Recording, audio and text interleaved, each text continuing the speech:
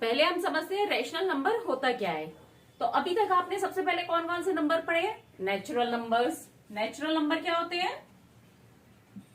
जो हम बोलते हैं। नेचुरल नंबर्स जो हम एक जनरली काउंटिंग में यूज करते हैं। जैसे मेरे पास एक पेंसिल है, 2 इरेजर है, 3 टॉफीज हैं। तो नेचुरल नंबर्स क्या हुए? 1, 2, 3 एटसेट्रा। ठीक है, ये होते हैं नेचुरल नंबर्स। नेक्स्ट, अगर इन नंबर्स में हम आगे 0 और लगा दें, 0, 1, 2, 3 एंड सो ऑन, तो ये क्या बन गया? Natural number including 0 is whole number.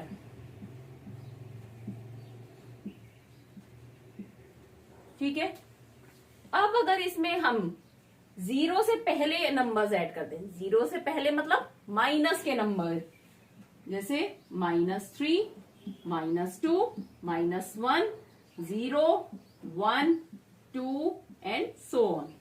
मतलब होल नंबर्स में अगर हम माइनस के नंबर, नेगेटिव नंबर्स और ऐड कर दें तो क्या बन जाते हैं? इंटीजर्स। ठीक है, इंटीजर्स में क्या होता है? पॉजिटिव नंबर और निगेटिव नंबर। फिर आपने एक पढ़ा था फ्रैक्शंस। फ्रैक्शंस क्या होता है? जिसमें न्यूमरेटर और डिनोमिनेटर होता है। न्यूमरेटर ऊपर होता है, नीचे वाले नंबर को क्या बोलते हैं? डिनोमिनेटर।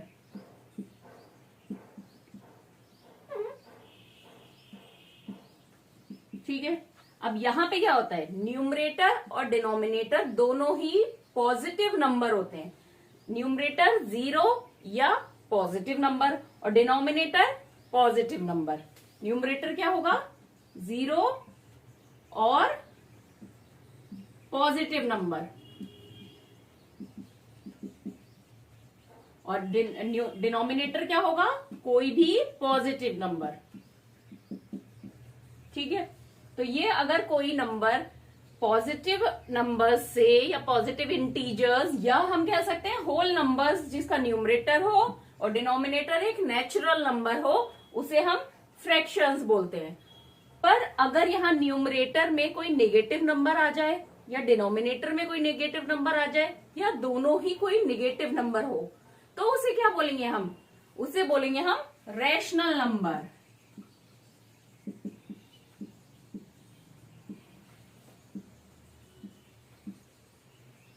रैशनल नंबर्स क्या हुए? जिसमें न्यूमरेटर और डिनोमिनेटर एक इंटीजर है। न्यूमरेटर और डिनोमिनेटर क्या होंगे? ये बोथ इंटीजर। ठीक है, तो इंटीजर्स का मतलब हो गया पॉजिटिव नंबर भी हो सकता है, निगेटिव नंबर भी हो सकता है। तो वो क्या हो गया? एक रैशनल नंबर हो गया। लेकिन अगर कोई नंबर, जैसे ये होल नंबर है या नेचुरल नंबर है, इन्हें भी हम रैशनल नंबर बोलेंगे। जैसे ये जो नेचुरल नंबर है 1, 2, 3, तो 1 को हम होल नंबर भी बोल सकते हैं ना, क्योंकि होल नंबर की लिस्ट में ये आता है। नेचुरल नंबर सारे होल नंबर होते हैं, और इसी तरह से सारे होल नंबर इंटीजर्स होती हैं। तो इसी तरह से सारे इंटीजर्स रैशनल नंबर भी होते हैं। तो जो फ्रैक्शन नेगेटिव में हो या पॉजिटिव में हो, देखिए यहाँ पे पॉजिटिव है, तो ये कोई भी अगर पॉजिटिव नंबर है वो होगा तो एक इंटीजर ही ना, तो दैट मीन्स वो भी एक रैशनल नंबर होगा। अब मैं आपको बोल रही हूँ कि होल नंबर भी रैशनल नंबर है, वो कैसे होगा? अब सपोज करिए न्यूमरेटर, यहाँ पे दोनों डिनोमिनेटर इंटीजर है। अब न्यूमरेटर है सपोज 3, तो 3 क्या है? एक होल नंबर है, इंटीजर है ना 3, और डिनोमिनेटर है 1, तो इसकी वैल्यू क्या हो गई? 3। तो 3 एक होल नंबर भी है और रैशनल नंबर भी है। रैशनल कैसे हो गया? क्योंकि 3 को हम 3/1 भी लिख सकते हैं, और 3 और 1 दोनों ही एक इंटीजर है, इसलिए सारे होल नंबर भी रैशनल नंबर की कैटेगरी में आएंगे।